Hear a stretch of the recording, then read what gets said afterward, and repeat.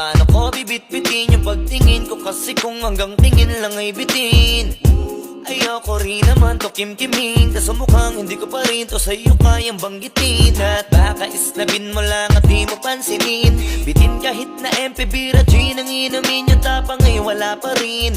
Saan ko ihiramin? Kahit paglasing wala rin, kung pagising ko duwag pa rin.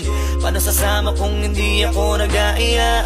Paano tatama kung hindi ako tumataya? Minsan iniisip ko na wag na lang kaya, kaso yung isip ko ay nagbabago din maya-maya. At sobrang sa pag-asa, kulang sa kumpiyansa, kaya mukhang malabong magka-tsansa. Gusto ko lang naman yung mag-ipopoy mo ba siya? Yun ang matagal ko ng pantasya.